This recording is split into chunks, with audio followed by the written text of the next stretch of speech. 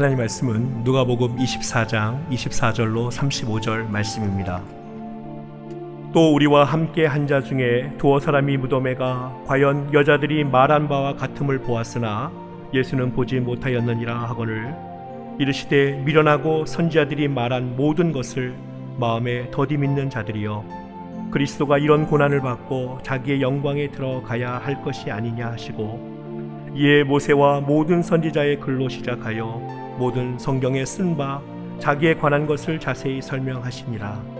그들이 가는 마을에 가까이 가매 예수는 더 가려 하는 것 같이 하시니 그들이 강건하여 이르되 우리와 함께 유하사이다. 때가 저물어가고 날이 이미 기울었나이다 하니 이에 그들과 함께 유하로 들어가시니라.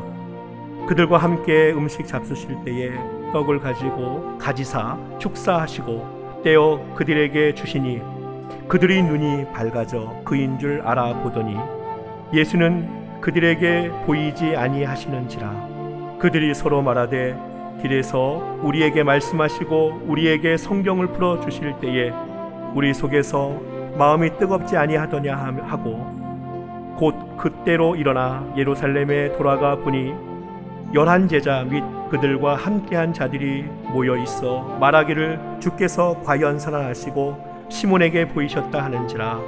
두 사람도 길에서 된 일과 예수께서 떡을 떼심으로 자기들에게 알려지신 것을 말하더라. 아멘. 독일의 사회심리학자 에리 프롬이라는 사람은 인간을 호모 에스페란스, 소망하는 인간이라고 정의했습니다. 인간은 꿈과 소망을 가진 존재라는 의미입니다. 에밀 브루너라는 사람은 흡하에 산소가 필요하듯이 우리의 삶의 의미에는 소망이 필요하다라고 이야기하고 있습니다.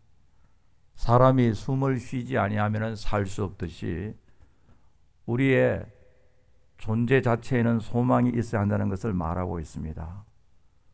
프랑스의 실존주의 작가인 까미는 나를 가장 두렵게 하는 것은 나의 존재의 이유를 찾을 수 없다는 그 사실을 아는 것이다.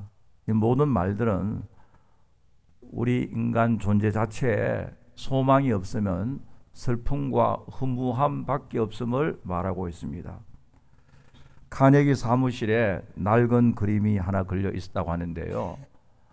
모래 백사장 위에 낡은 배가 걸쳐 있는 그 그림인데 그 밑에는 반드시 썰물 때가 온다. 반드시 밀물 때가 온다. 라는 글이 써 있습니다. 하이타이드가 온다는 말이죠. 카네기가 가난하고 어렵던 청년 시절에 세일즈맨으로 이 집 저 집을 방문하여 물건을 팔았는데 어느 노인대에 가니까 아주 인상적인 낡은 그림이 있는데 모래 사장 위에 배가 하나 조그만 배가 얹혀져 있는데 그 밑에는 반드시 밀물때가 온다, 하이타이드가 온다 라는 그 말을 생활의 신조로 삼았다고 합니다. 그래서 아무리 가난하고 어렵고 힘이 들어도 지금은 썰물 때지만 반드시 밀물 때가 온다. 하나님께서는 반드시 나에게 은혜를 베풀어 주실 것이라 그 소망을 가지고 세계적인 강철 회사의 회장이 되었다고 이야기하고 있습니다. 이것도 보면 우리 인간이 현실의 어려움보다도 더 큰 영향을 우리에게 끼치는 것은 내일에 대한 소망이 더 큰 영향을 끼친다는 것을 말하고 있습니다. 오늘 이 본문 예수님의 두 제자가 엠마오를 향하여 자기 고향으로 돌아가고 있었습니다. 예수님께서 십자가에 죽으시자마자 낙심하여 슬픔과 절망된 마음으로 고향 엠마오로 돌아가고 있었는데요. 여기서 우리는 참 넌센스를 발견할 수가 있습니다. 왜냐하니까 예수님께서 지금 부활하셔서 이들과 함께 동행하고 계심에도 불구하고 허무함과 슬픔과 절망 속에서 엠마오로 내려가고 있었습니다. 왜 이렇게 됐냐? 문제는 이들의 소망의 내용 자체가 잘못되었습니다. 이 제자들의 소망은 이제 메시아가 왕으로 즉위하게 되면은 우리 이스라엘 나라가 로마를 쳐부수고 온 세계를 지배하게 될 텐데, 그러면 우리가 높은 한 자리 얻을 수 있다라는 소망 가운데 살았습니다. 그런데 그 소망이 허무하게 끝나고 말았습니다. 예수님께서 십자가의 죽으심을 바라보고 그 연약한 예수님의 모습을 바라보고 그 소망이 다 물거품처럼 사라지고 말았습니다. 그래서 슬픔과 낙심 속에 고향으로 돌아가고 있었습니다. 이 앤톤 슈나크라는 사람이 수필 가운데서 우리를 슬프게 하는 것들이라는 서사시 비슷한 것은 있는데요. 그 내용을 보면은 우리를 슬프게 하는 것들이 뭐냐? 울고 있는 아이다. 정원 구석에서 발견한 작은 새의 죽음이다. 사냥꾼의 총부리 앞에서 죽어가는 사슴의 눈빛이다. 출세한 친구의 거만해진 태도다. 그리고 자동차 뒷좌석에 앉은 여인의 좁은 어깨가 우리를 슬프게 한다. 세상에는 우리를 슬프게 하는 일들이 많이 있습니다. 그리고 이 크리스찬 시인 이 T.S. 엘리엇이라는 사람이 있습니다. 참으로 개인적으로 상당히 좋아하고 또 많은 크리스찬으로부터 사랑을 받는 그 시들인데, 그 중에 웨이스트랜드 황무지에서 제1부 죽은 자의 매장에 보면은 첫 시작이 4월은 가장 잔인한 달이다. April is the cruelest month. breathing. 그리 시작하고 있습니다. 물론 T.S. 엘리엇이 여러 가지 뜻을 가지고 4월은 잔인한 달이라고 말했지만은, 그러나 우리 크리스찬들에게 있어서는 4월은 가장 소망이 넘치는 절기입니다. 왜냐니까 예수님의 부활이기 때문에 그렇습니다. 예수님의 죽음은 절망할 사건이 아닙니다. 예수님의 십자가의 죽으심과 부활은 구약의 모든 예언이 다 이루어지는 사건이고, 하나님의 은혜의 언약이 바로 성취되는 사건이고, 하나님의 계획이 이루어지고 우리를 죄와 죽음에서 건져주시는 하나님의 구속 사건이 다 성취되는 놀라운 은혜의 사건입니다. 예수님의 생애를 하나의 드라마로 본다면 십자가의 죽으심과 부활은 클라이맥스 사건입니다. 십자가는 실패가 아니라 성공이고 멸망이 아니라 승리입니다. 부끄러움이 아니라 영광입니다. 이처럼 영광된 사건 앞에서 왜 이 두 제자는 슬퍼해야 하는가? 이렇게 소망이 꽉 찬, 소망이 넘치는 이 사건을 앞두고 왜 이렇게 낙심하여 고향으로 다시 실망한 가운데 돌아가야 할까? 넌센스입니다. 그런데 더 큰 문제는 뭐냐니까, 부활하신 예수님이 이들과 함께 동행할 뿐만 아니라 계속 대화를 하고 있거든요. 여러분, 대화를 한다는 것 자체는 희망이 있습니다. 어쨌든 여러분 부부 사이도 보면은 대화 없음보다도 서로 비판하거나 안 좋게 이야기하거나 간에 계속 대화한다는 것 자체는 아직까지 릴레이션십이 이루어지고 있다는 뜻이잖아요. 부활하신 예수님께서 계속 대화를 하고 있거든요. 너희들이 서로 주고받는 이야기가 무엇이냐? 당신은 예루살렘에 있으면서도 며칠 전에 생긴 사건을 모르고 있었나? 예수 사람이 죽었지 않냐? 뭐 이런 식으로 계속 대화를 하고 있는데, 예수님께서는 미련하고 선지자의 말한 모든 것을 마음에 들이미는 자들이여, 모세와 모든 선지자의 글로 시작하여 모든 성경에 쓴 바 자기에 관한 것을 자세히 설명을 하였다. 사실 여러분, 실제적으로 보면은 이 예수님의 두 제자는 슬퍼할 이유도 없고 낙심할 이유도 없고 오히려 즐거워하고 기뻐하고 찬양하고 소망을 든든히 해야 할 그 시간에 낙심하고 슬퍼하고 있습니다. 여러분, 오늘 우리는 어떠한가요?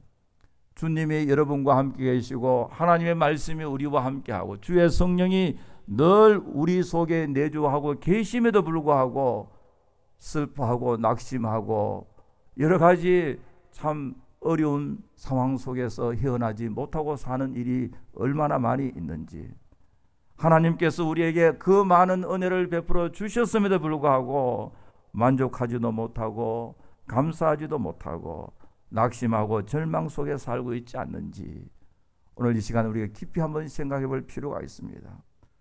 여러분, 우리가 슬픔과 절망을 극복하고 소망 가운데 살아야 할 텐데 어떻게 살 것인가? 제일 첫째는 믿음의 문제임을 예수님이 지적하고 있습니다. 25절에 보니까 이르시되 미련하고 선지자들이 말한 모든 것을 마음에 드디 믿는 자들이여.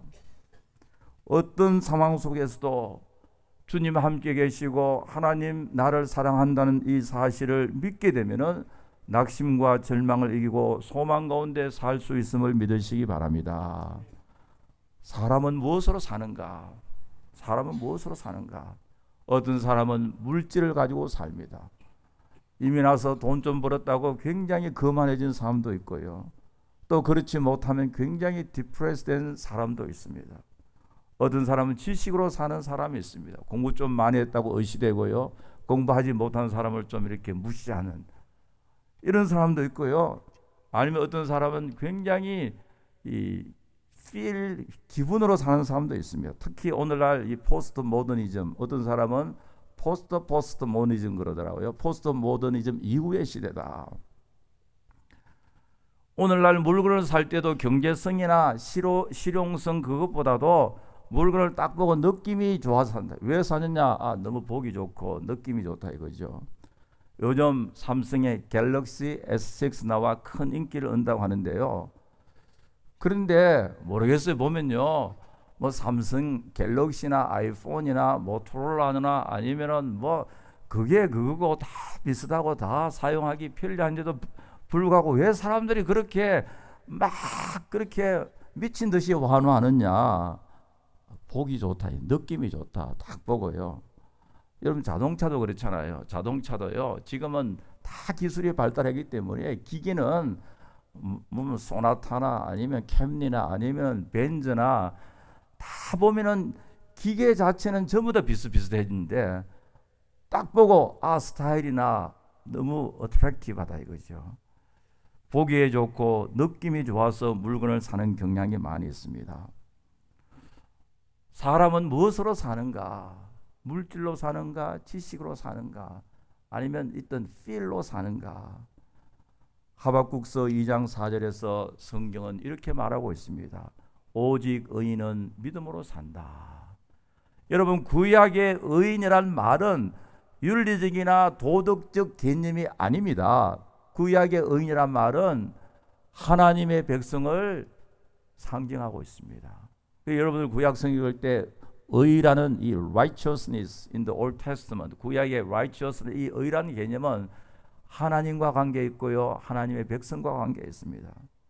하나님의 백성은 믿음으로 살아나감을 믿으시기 바랍니다. 이 믿음은 내 욕망도 아니고 내 소원도 아니고 내 신념도 아니고 하나님 주신 선물입니다. 하박국 당시에 유다와 이스라엘이 다 부패하고 타락하여 하나님의 징계와 하나님의 진노가 바로 눈앞에 왔습니다. 선지자가 그것을 바라보면서 너무너무 괴로워서 뼈가 녹는 듯한 느낌을 가지고 하나님 어느 때까지니까 하면서 하나님 앞에 기도하고 있습니다. 그때 하나님께서 하박국 선지자에게 말하기를 의인은 믿음으로 말미암아 살 것이다. 물론 무서운 심판이 있다. 그러나 그 심판 이후에는 하나님의 역사가 있고 밝은 아침이 있고 메시아의 오심이 있다. 그러므로 현실의 어려움을 뛰어넘어서 앞으로 이루어질 그것을 바라보고 믿음으로 살아라. 믿음은 미래지향적입니다. 현실을 넘어서는 일입니다. 상황을 초월하는 일입니다. 밝은 소망 가운데 사는 생활이 바로 믿음으로 살아가는 생활입니다. 하나님의 회초리 속에서도 하나님의 사랑이 있음을 바라봅니다. 하나님의 진노 속에서도 긍휼이 있음을 믿습니다. 현실의 혼미함 속에서도 하나님의 오묘한 경륜이 이루어지고 있음을 믿습니다. 그것을 생각하며 오늘을 살아가는 사람이 바로 믿음으로 살아가는 사람입니다. 하나님의 약속의 말씀을 굳게 붙잡고 사는 사람입니다. 하나님의 약속의 말씀을 붙잡고 매일 살아가기를 간절히 바랍니다. 얼마 전에 뉴스를 보니까요, 미국의 이 사건 일리노이에 생긴 일인데요, 어느 여성 운전자가 내비게이션을 믿고 가다가 폐쇄된 도로인지를 모르고 밑으로 떨어져서 차가 심하게 부서져 불에 탔고 운전사는 죽었습니다. 어떤 운전자는 내비게이션을 충실하게 가다 보니 호수에 차가 빠졌습니다. 참으로 난감한 일들이 생겼습니다. 최근에 일어난 이 두 사건은 모두 내비게이션을 믿다가 운전하다가 벌어진 사건입니다. 어떤 사람은 내비게이션을 따라가다가 역주행하는 차선으로 들어가서 사고 날 뻔할 일도 있었고요. 오늘날 내비게이션을 따라 운전하면 얼마나 편한지 모릅니다. 그래서 주소만 딱 넣으면 그대로 다 우리가 갈 수 있잖아요. 이와 동시에 많은 사고가 발생한다고 합니다. 여러분, 아무리 좋은 내비게이션을 할지라도 우리의 갈 길을 완벽하게 인도해 줄 수는 없습니다. 우리의 인생의 여정에도 마찬가지입니다. 아무리 과학이 발달하고요, 아무리 사람이 똑똑하다 할지라도, 아무리 여러분들의 인생을 컨설트를 잘 해준다 할지라도 한계가 있습니다.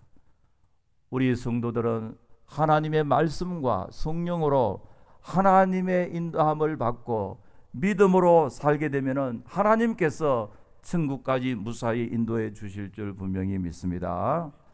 두 번째로, 우리가 모든 절망과 낙심된 마음을 극복하고 소망 가운데 살기 위해서는 영적인 눈이 열려져 있어야 됩니다. 31절에 보니까 그들의 눈이 밝아져 그인 줄 알아보더니 예수는 그들에게 보이지 아니하시는지라. 부활하신 예수님께서 저들과 함께 동행하고 계심에도 불구하고 저는 알아보지 못했는데 그 이유가 뭐냐? 성경은 저들의 눈이 가려워져 있어 영적인 눈을 열어주실 때에 마침내 예수님인 줄 알았다고 하고 있습니다. 오늘 우리도 마찬가지입니다. 하나님께서 여러분들에게 많은 은혜를 베풀어 주셨고요, 하나님께서 순간순간 위기 때마다 우리를 붙잡아 주시고 도움을 주셨음에도 불구하고 그것을 깨닫지 못하고 믿지 못하는 것은 우리에게 문제인데 우리의 영적인 눈이 어두워져 있기 때문에 그렇습니다. 열왕기하 6장에 보니까요, 아람 왕과 엘리사의 대결이 나오는데, 아람 왕, 여러분 구약의 아람이라는 나라는 오늘날 시리아입니다. 시리아. 아람 왕이 이스라엘을 치려고, 이스라엘을 공격하려고 작전 회의를 하는데 참모들만 모여 있는데, 작전 회의를 하면은 금방 이스라엘 왕이 다 알고 또 다른 작전을 하고 있거든요. 그래서 아람 왕이 참 이상하다, 우리 가운데 내부 첩자가 있구나, 그렇게 의심했는데요, 나중에 알고 보니까 내부 첩자가 아니라 이스라엘은 선지자 엘리사가 있어서 아람 왕이 아주 비밀스럽게 작전 회의하는까지도 다 알고 있어서 이미 이스라엘 왕이 준비한다는 것을 알았습니다. 그래서 아람 왕은 먼저 엘리사를 제거해야 되겠다 생각해서 많은 군대를 동원하여 엘리사가 있는 그 성을 포위하게 됩니다. 그때 엘리사 옆에 있던 사환이 너무너무 놀라서, 선생님, 지금 아람 군대가 이 성을, 수많은 아람 군대가 우리를 포위하고 있습니다. 큰일 났습니다. 그때 엘리사가 사환에게 하는 이야기가요, 두려워하지 말라. 우리와 함께한 자가 저들과 함께한 자보다 훨씬 많다. 그러나 아무리 바라봐도 안 보이거든요. 선지자 엘리사밖에 없는데, 그때 선지자 엘리사가 하나님 앞에 기도합니다. 하나님이여, 원하건대 이 사환의 눈을 열어서 보게 하옵소서. Open his eyes that he might see. 하나님이여, 이 사환의 눈을 열어서 하나님의 군대를 보게 하여 주십시오. 그러자 하나님께서 그 사환의 눈을 열어서 참으로 불말과 불병거가 산에 가득하여 엘리사를 보호하고 있음을 바라보았습니다. 여러분들이 아무리 큰 어려움과 환난 속에 있다 할지라도 하나님의 능력의 손이 여러분과 함께하고 계심을 바라보시기 바랍니다. 깨닫고 믿으시기 바랍니다. 전지전능하신 하나님께서 우리와 함께하고 계신다는 하나님의 약속이잖아요.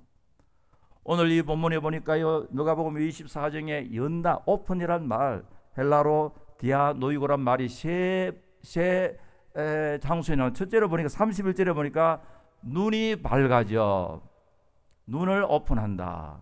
32절에 보니까 성경을 풀어 성경 말씀을 오픈한다. 그리고 45절에 보니까 마음을 열어 마음을 오픈한다. 이 세 가지 전부 다 하나님께서 저들의 눈을 열어주셨고 저들의 성경을 깨달을 수 있다고 성경을 열어주셨고 또 저들의 마음을 열어주셔서 믿게 하셨다. 이 모든 것 하나님의 역사요 이니시티브가 하나님께서 이 일을 주도하고 계심을 알 수가 있습니다.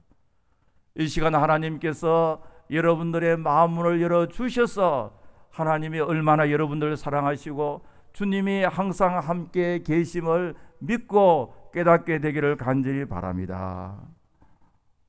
하나님께서 우리의 마음을 열어주시고 성경을 열어주시고 진리를 깨닫게 해주셔서 말씀을 통하여 주님 만나고 매일매일 주님과 동행하는 삶 얼마나 복된 삶인지 말로 다 할 수가 없습니다.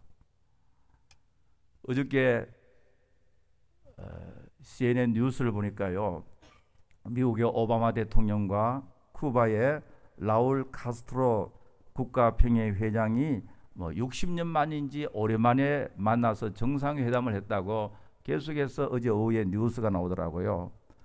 브락 오바마 대통령은 이 정상회담을 역사적 만남이라. 여러분 전번 주간에도 이란이 핵을 포기함으로 미국과 이제 올바른 정상적인 관계를 갖기 위해서 핵을 포기했다. 그리고 이제는 쿠바도 모든 것을 포기하고 미국과 정상적인 관계를 갖는다. 이렇게 세상이 변한데도 딱 변치 않는 데가 어디입니까? 우리의 동포에서는 북한이다고요. 우리 한민족이 참 모집이기는 모집니다, 그죠? 이란도 그러고 쿠바도 그런데 이제는 그 정도 하면은 좀 눈치껏 알아서 해야 될 텐데 이게 뭐냐니까 하나님께서 우리로 하여금 더 많이 기도하게끔 합니다. 우리의 사랑하는 동포들을 위하여 북한 땅을 위해서 더 많은 기도가 필요합니다. 문제는 거기 있지만은 그러나 실제적으로는 우리에게 책임과 사명이 있습니다. 북한 땅을 위해서 더 많이 기도하시는 우리가 되기를 간절히 바랍니다. 그런데 1961년 존 F 케네디 대통령이 쿠바에 픽스만이라고 베이스 오브 픽스 침공한 사건은 케네디 대통령에게 매우 치욕적인 사건이었습니다.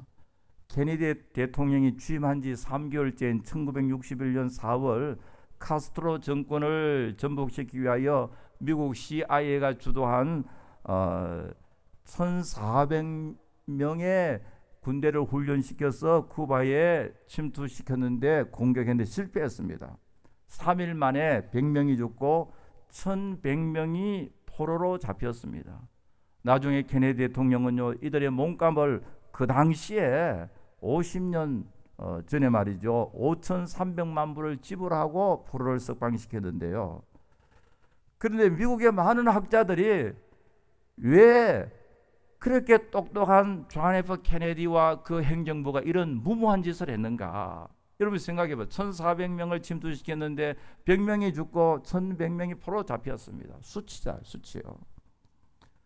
그래서 이 케이스를 케이스 스타디오 많이 스타를 했는데 그 중에 미국의 예일 대학교 어빙 제니스라는 교수가 1972년에 그 Victims of Groupthink 집단 사고의 희생자들이라는 주제를 가지고 이 문제를 다루었습니다. 많은 학자들이 다루었지만은 대표적인 사람이 예일 대학교 어빙 제니스 교수가 집단 사고의 희생자들 Victims of Groupthink.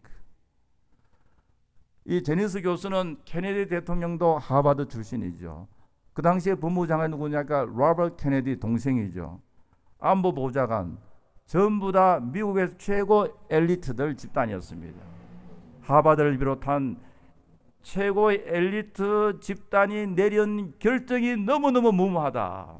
왜 그런지 케이스 스타일 하는 거예요. 연구를 하는 거예요. 결론이 뭐냐니까 이것은 집단 사고의 문제다. 그룹think. 스스로 우리는 미국에서 최고의 엘리트예요. 최고 똑똑하니까 서로를 그렇게 존중하다 보니까 그 그룹이 내린 결정이 너무나도 큰 구멍이 생겼다 이거죠. 그래서 그 사례가 미국의 베트남 전쟁 참여, 우주 왕복선 챌린저 폭발, 이런 예도 들고 있습니다. 집단 사고의 오류는 스스로 똑똑하고 스스로 엘리트 집단이라고 여기는 그룹에서 주로 일어난다고 말합니다. 왜냐하면 인간의 논리와 자기의 경험과 자기의 이론적 지식이 너무 확신하기 때문에, 너무 강하기 때문에 그 자체가 바로 단점이 되어버렸습니다. 여러분, 우리가 미국에 살다 보면 미국의 강한 점이 뭐냐 하니까 이 다양성이잖아요. Unity in diversity, 다양성 속에 하나가 되잖아요. 그러니까 하버드나 예일이나 프린스턴 이런 대학 교수들 보면 어떤 교수들은요, 저 아프리카 우리가 이름도 모르는 대학 출신도 있고요. 여러분, 다양성이 있다는 그 자체가 굉장히 강하거든요. 그런데 왜 이런 그룹 띵크, 집단적 사고의 오류가 뭐냐니까 너무 똑똑한 사람만 모이니까요. 교회 신앙생활도 마찬가지입니다. 우리 교회는 뭐 이런 식으로 하다 보면은 오류에 빠질 가능성이 굉장히 많습니다. 교회도 좀 이렇게 다양해야죠. 여러분, 인간이 아무리 똑똑해도 문제가 있고 허점이 있고 실수가 있습니다. 아무리 엘리트 집단이 할지라도 큰 구멍이 날 수가 있습니다. 오직 하나님만이 완벽하심을 믿으시기 바랍니다. 여러분, 우리도 그렇습니다. 신앙생활 잘하다가 넘어지는 케이스 보면요, 너무 자기 확신이 강합니다. 또 친구들 보면 너무 영적으로 엘리트 의식을 강합니다. 그러면은 시험에 들 가능성이 굉장히 많습니다. 우리는 내 시각, 내 경험, 내 노하우, 내 의견이 아니라 언제나 하나님의 시각으로 나 자신을 바라보고, 하나님의 시각으로 내가 처한 환경도 바라보고, 하나님의 시각으로 미래도 생각하는 그런 성도가 되어지기를 간절히 바랍니다. 성숙한 성도는요, 언제나 하나님 눈으로 좀 바라볼 줄 아는 것. 얼마 전에 뉴욕 타임즈 스포츠 이 칼럼니스트 캐런 크라우스라는 젊은 여자가요, 이런 글을 썼습니다. LPGA의 최연소 챔피언 누굽니까? 리디아 고. 이제 4월 20며칠 되면은 만 18세가 되더라고요.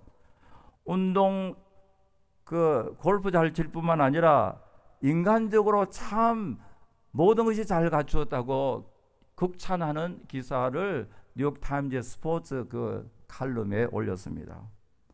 리디아는 6살 때에 뉴질랜드로 이주한 우리 한국 1.5세 내지 2세죠.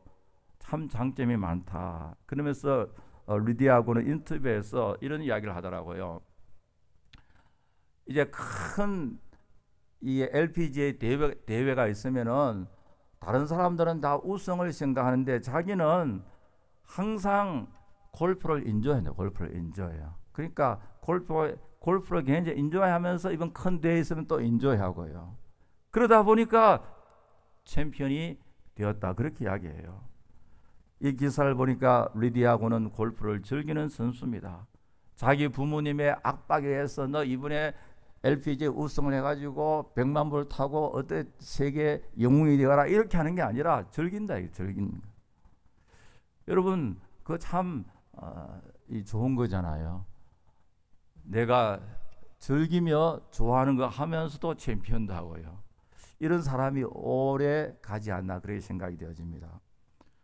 여러분, 음악하는 사람도 보면요, 어릴 때부터 막 부모님의 강압적으로 하는 것보다도 음악을 즐기는 사람, 이 제 개인적인 생각인데 얼마든지 아닐 수가 있어요. 제 개인적인 생각이 우리 한국 사람 가운데서 세계적인 훌륭한 음악 가운 사람, 저는 백근호라 생각하는데 백근호 씨예요.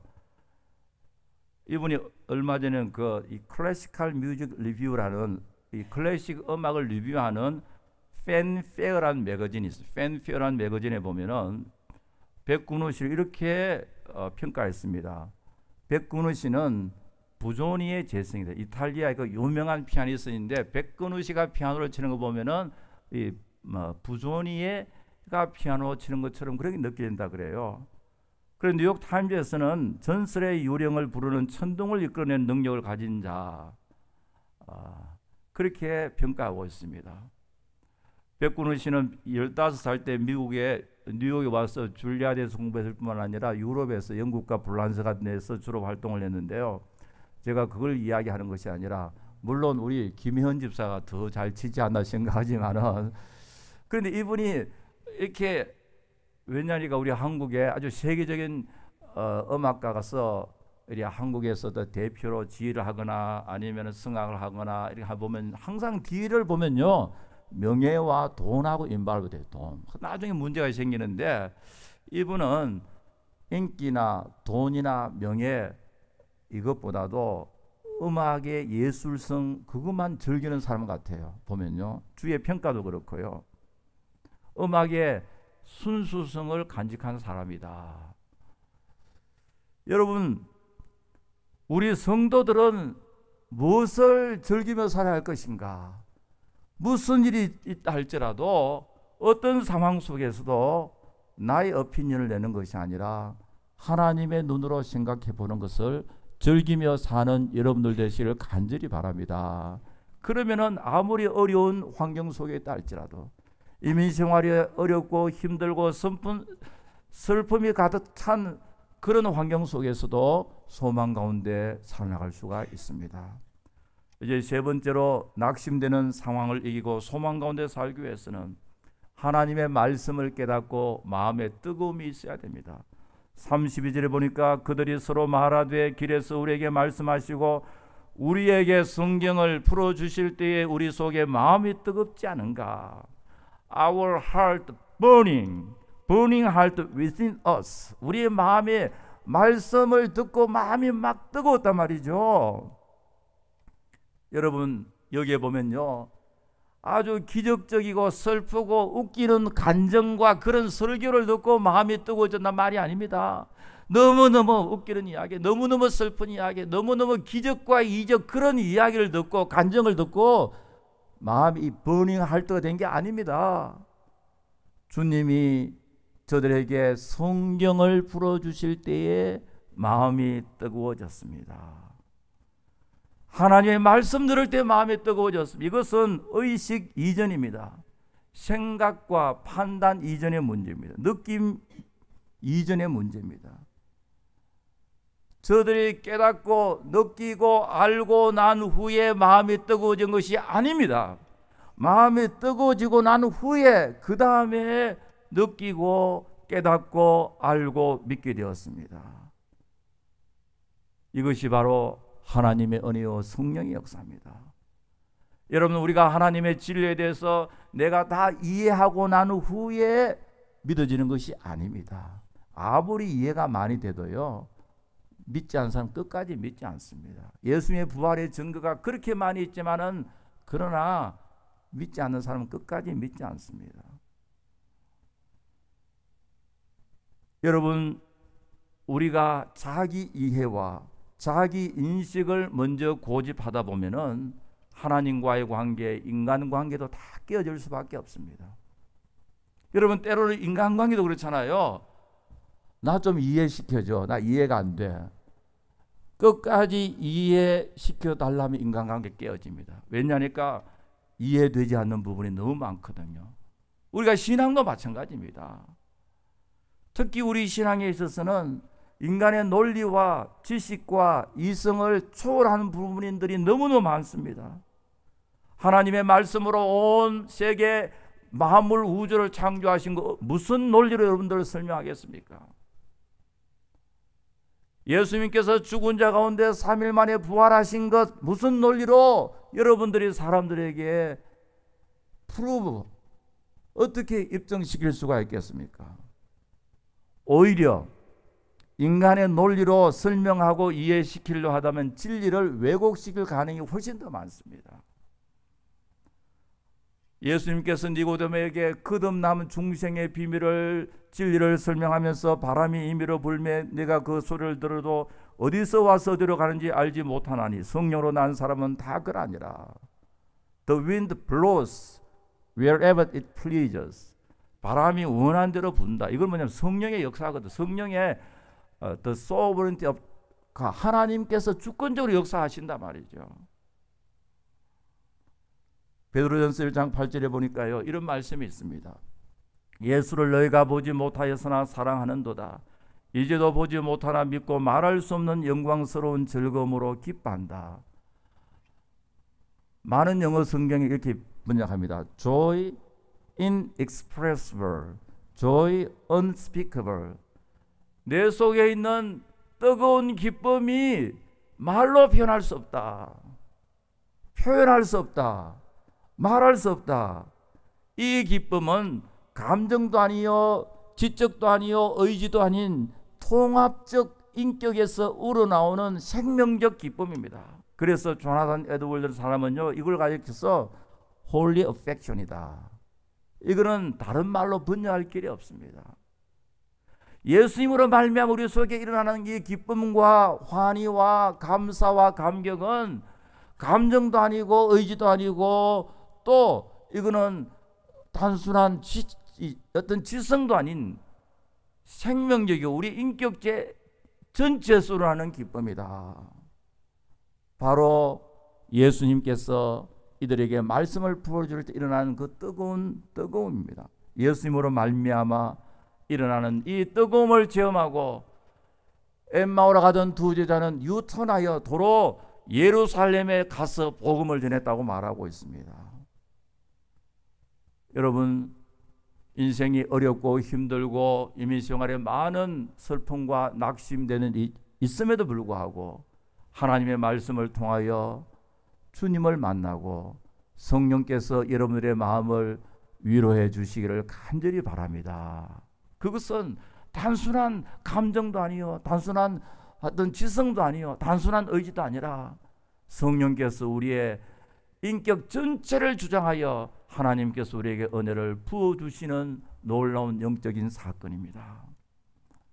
병으로 숨을 거두고 있는 아내 옆에 남편이 앉아 있었습니다. 아내의 한 손에는 성경이 있고 다른 한 손에는 이게 뭐죠? 이게 뭐예요? 예, 포크. 잘하네요. 포크입니다. 아내는 남편에게 부탁하기를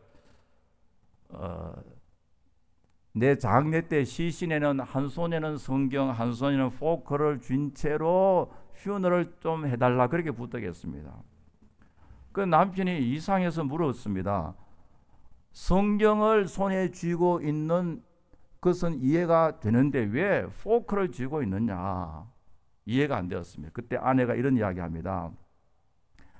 지금까지 우리 교회에서, 미국 교회입니다, 교회 생활하면서 미국 교회 보면은 팟럭 디너라고 있습니다. 그건 간단한 저녁 식사 모임입니다. 무슨 폼을 한 게 아니라 팟럭 디너에 참석했는데 메인 디시를 마치고 나면은 항상 호스트한 사람이 포크는 쥐지 말고 쥐고 있읍시오. 그렇게 이야기했습니다.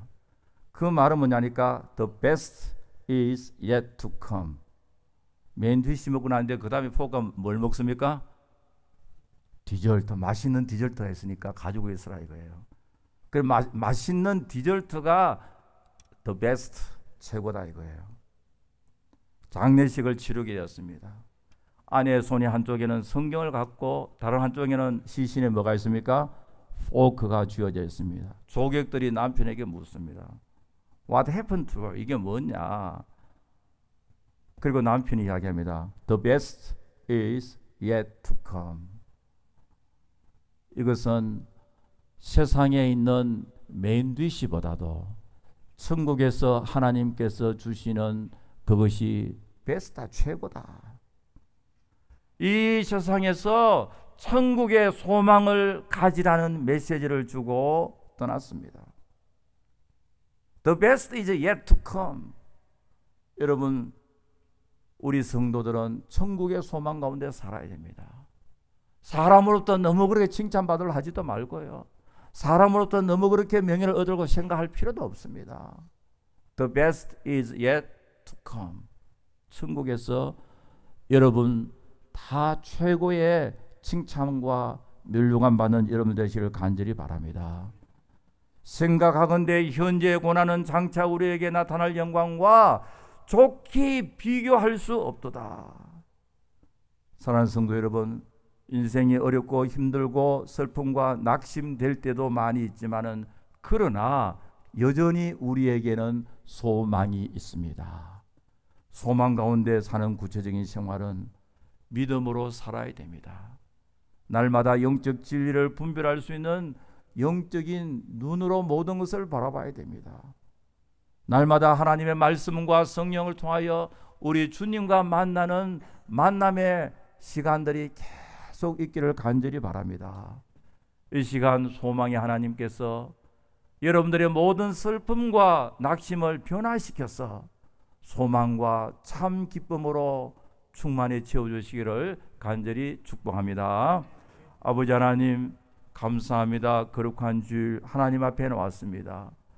우리도 엠마오로 내려가는 두 제자처럼 우리의 마음속에 슬픔과 낙심이 많이 있다 할지라도 이 시간 예수님께서 말씀과 성령을 통하여 위로하여 주시고 힘주시고 우리의 슬픔이 변하여 찬송이 되게 해주시고 낙심이 변하여 천국의 큰 소망의 기쁨이 되게 하여 주시옵소서. 예수님의 이름으로 기도하옵나이다. 아멘.